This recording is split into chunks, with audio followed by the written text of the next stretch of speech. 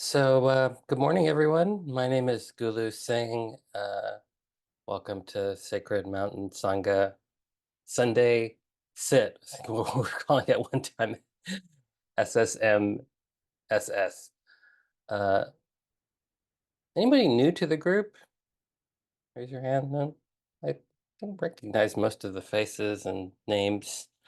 So our agenda today, we're going to begin with a little bit of chanting. And Annika will be helping me share the chanting book. And then we'll do some sitting meditation. I kind of like to go right from the chanting to into the field of practice. So I won't say anything in between. And then I'll share some Dharma reflections. And the reflections I wanted to share today were around the parami of dana, giving or gift, generosity. And I'm really starting to see all of this as a practice of generosity. Uh, so just planting that seed of what would it be to be in this space with the attitude of generosity for this body mind to be comfortable and the way we're attending to it, generosity to the community, and even though we're not together, that we're voicing the practice in this sort of beautiful way, together in different places, and maybe the way in which ultimately this endeavor is not just for our own awakening and lightness of heart, but for this entire planet and maybe even beyond. So, looking at the chant book, let's start with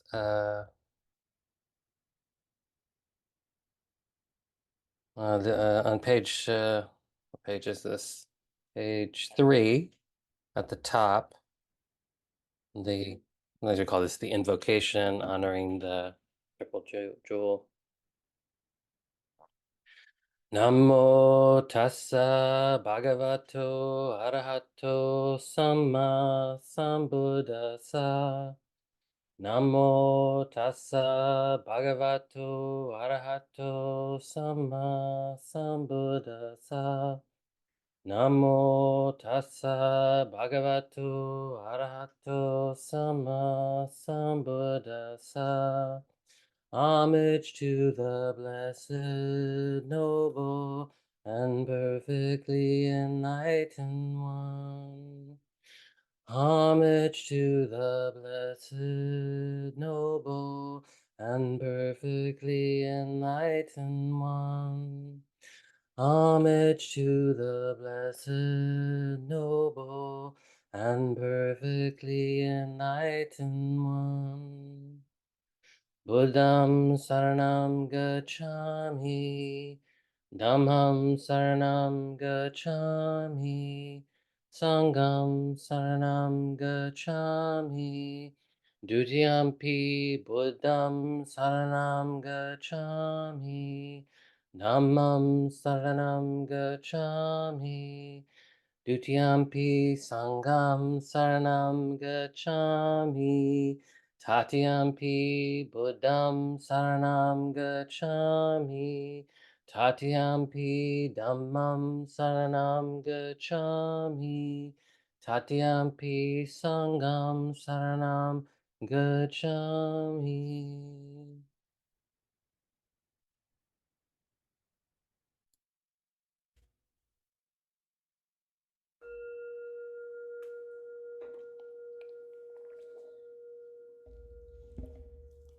And then the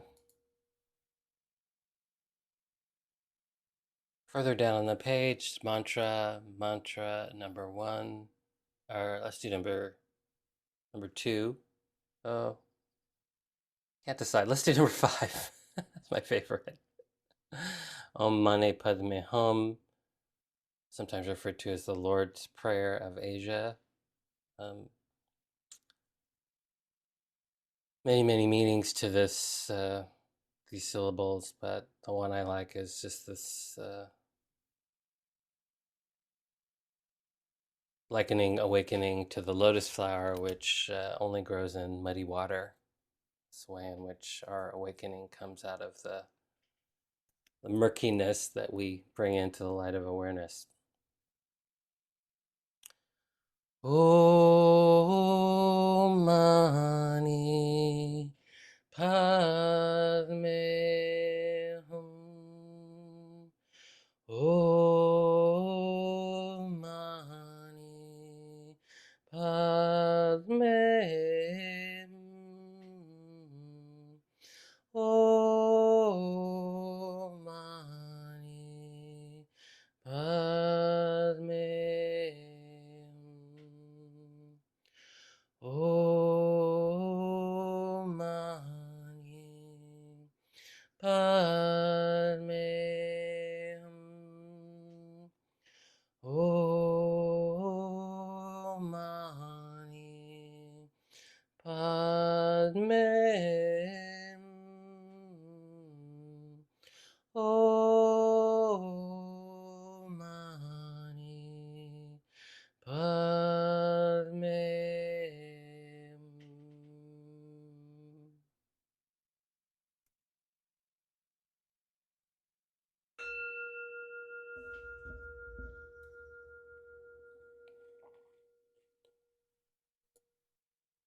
And then page 12, the Great Compassion Mantra.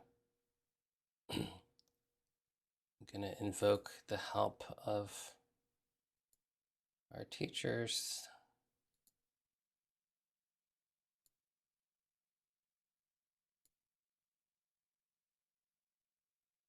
I wonder if this is working.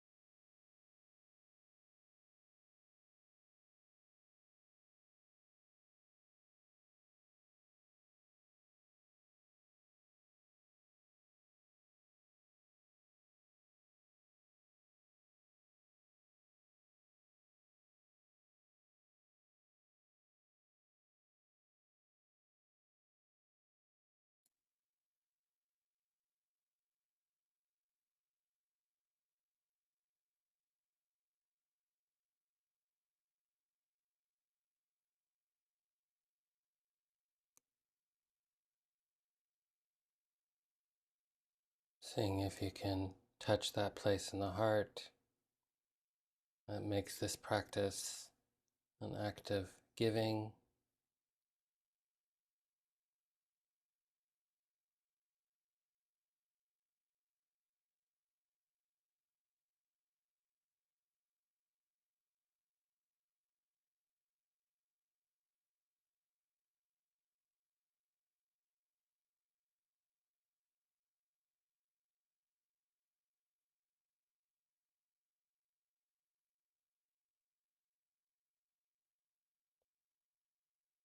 One of the things that we can do to make the practice more generous, like softening the body,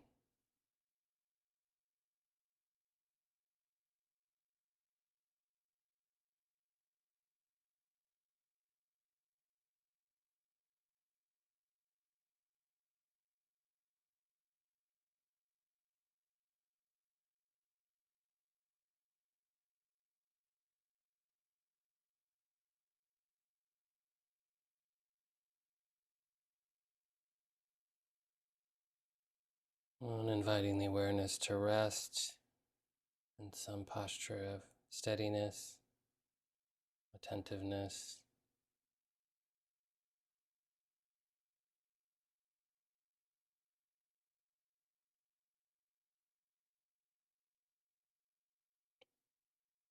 Which invites the mind to settle.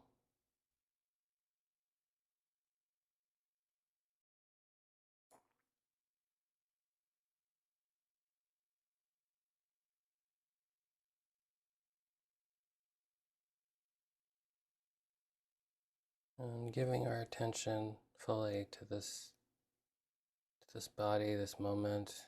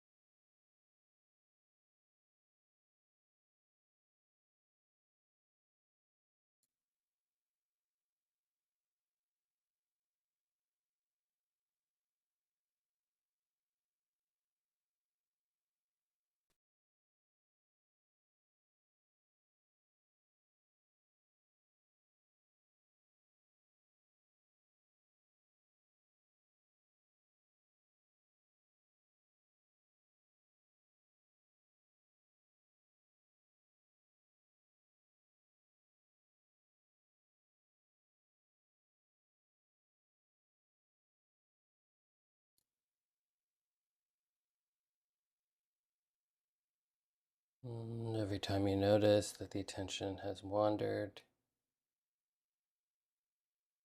a softening with a kind of generosity, magnanimity, and just beginning again.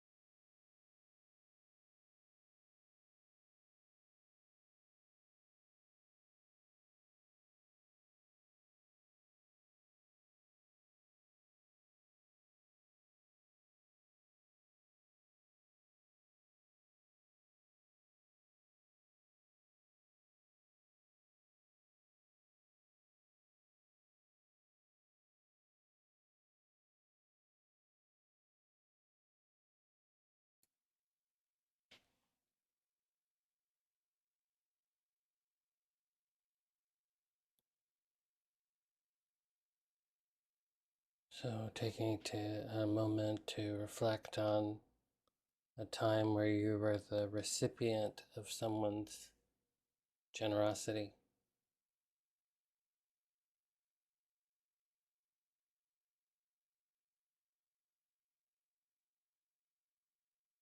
And as you recall the details of that situation,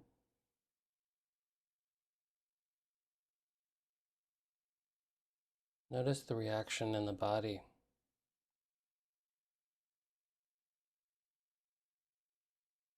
knitting with the feeling of receiving someone's generosity.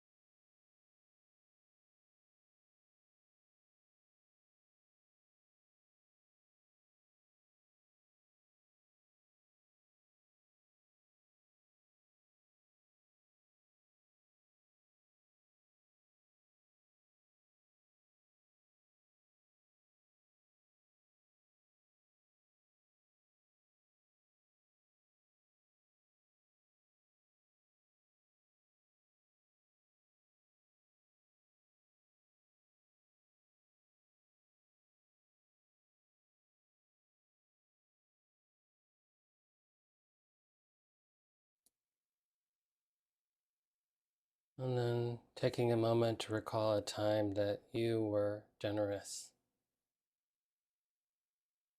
in any way. As you recall those details, seeing if you can connect with the experience of being generous, the feeling in the body.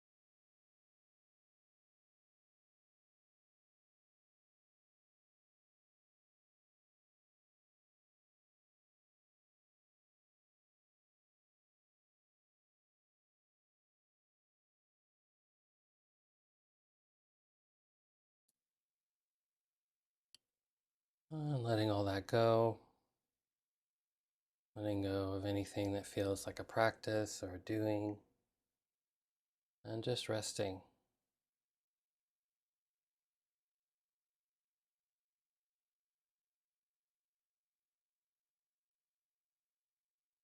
Don't have to pick anything up, don't have to get involved in anything, just resting.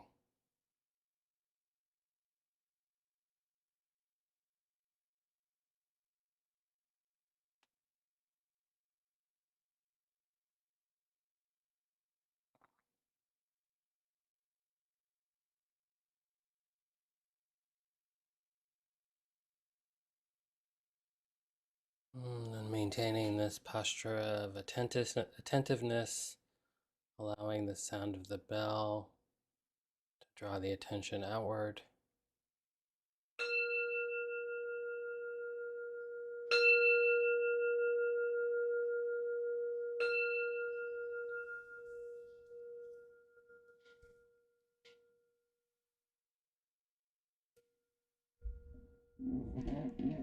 Thank you for your practice. Would love to see more of your faces if you're so inspired.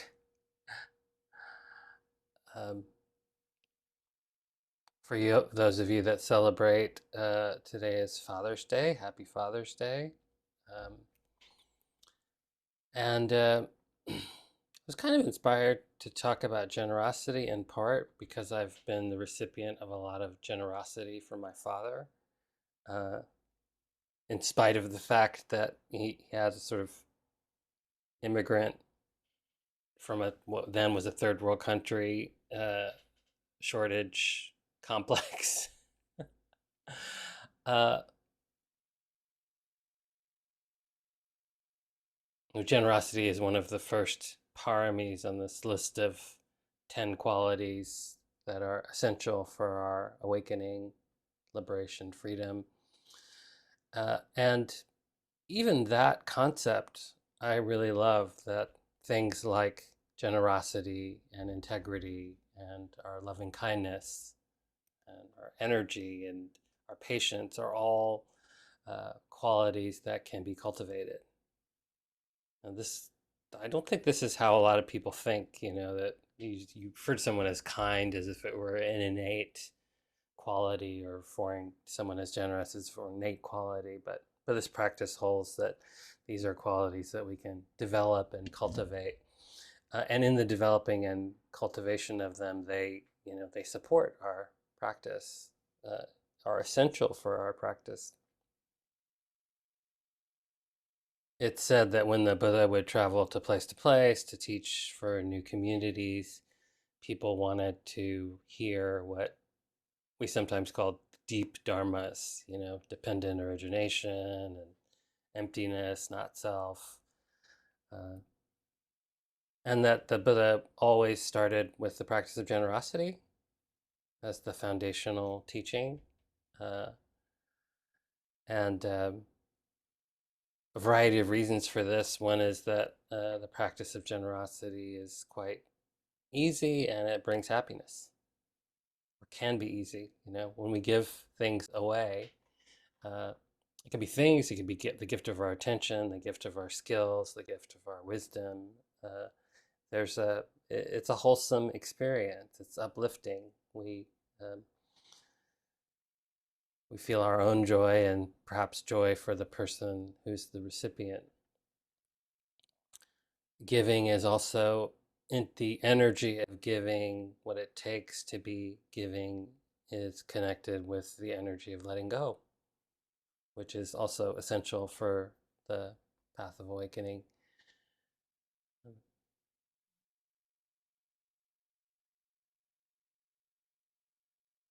The energy of generosity or dana is a really good motivator for our practice of integrity, one of the pillars of the path, good moral conduct, one of the three pillars of the Eightfold Path, not killing, not stealing, not lying, not exploiting people, and not and guarding the mind. And you could have all kinds of motivations for doing this, but the motivation I love the most is the giving others the gift of fearlessness, giving others the gift of safety. That when we're around people, and we probably all know this feeling, like being around a person who just feels really safe because they're not going to do anything, at least intentionally, to harm you. Um, and Sila, or integrity, is the second of the paramis, so it like leads right into like cultivate a heart of generosity, and then use that generosity to um, not do unwholesome things and give others, the folks, the gift of safety. Um, we're riding on a wave of generosity, that we're even here, that we can even talk about, that we have access to this practice, that we have access to, quote the Buddha, or all these lists that many of us have studied.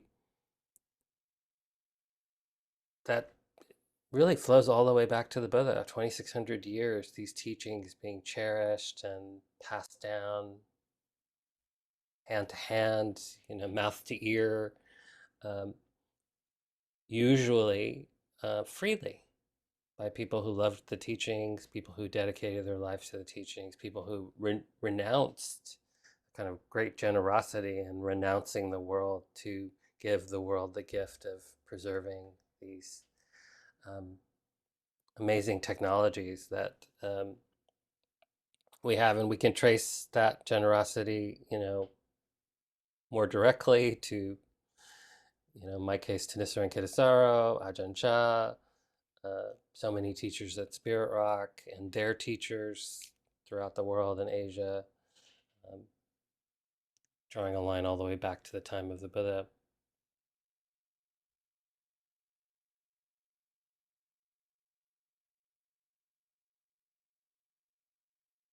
And I think of this practice as really almost can't disentangle it from generosity. You know? Just the generosity to this being, to this nervous system, to take a little bit of time every day to sit, to be quiet, to allow the system to recalibrate. Of all the things that we have on our menu of things to do, many of us quite busy. Um, so precious that we would give ourselves this gift. You know, and the attention is a particular kind of gift. I feel is quite precious. Like even just to give another person our full attention, actually feels kind of rare. You know, I've been doing this practice where whenever I'm talking to somebody, I try to literally and figuratively put everything down and really like attend to them. And it's very powerful. You know, it changes the quality of your interaction. But the thing I'm noticing the most is that many people can feel something different, but they're not really sure what it is. And it's just that we're not used to that anymore. I think many of us. There's like a phone in one hand, or people, you know, might be with you, but you can see they're thinking about their to-do list, or whatever we do. Um, Most simple to give somebody our full attention, and so healing, so profoundly healing, to other people and then to ourselves, of course, when we give ourselves the gift of attention.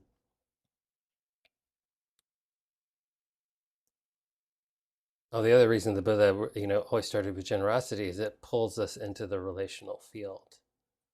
When we contemplate generosity, it detaches us from what can, for many of us, be a kind of self-obsession or self-preoccupation, because generosity only happens in a relational field where there are others. Wait, humans even treat every time we take an out breath, it's an act of generosity to trees and plants. It's just really like bringing us into our interdependence. And then maybe the last thing I'll say is that, with all of these paramis, these qualities of heart, these ways of being, spiritual strengths, um, one of the best ways to cultivate them is to notice their absence.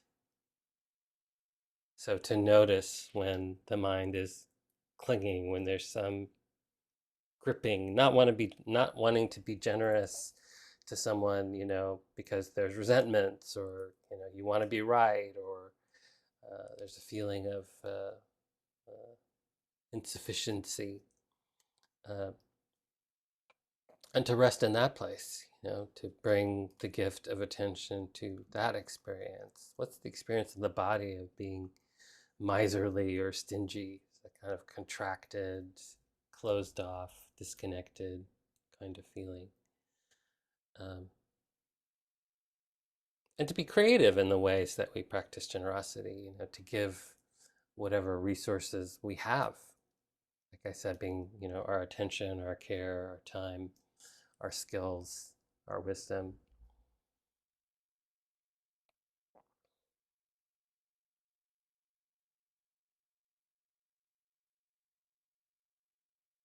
So many things I could say about generosity, but one thing that just comes to mind is that there's actually been some research now where, and they've replicated this across cultures and across the world, where the, the experiment is you give someone, like, I think recently it was $20.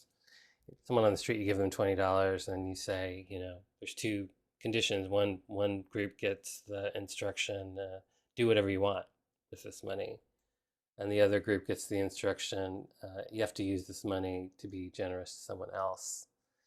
And this is a research study. They take a little survey on their sense of well-being in that moment, and inevitably, the folks that give away that money at the end of the day report a greater level of well-being than the people who just spent the money on themselves. So it is a practice that brings joy when done wisely. Thank you, everyone. Thank you for your practice. Thank you for being here. Be well. See you next time.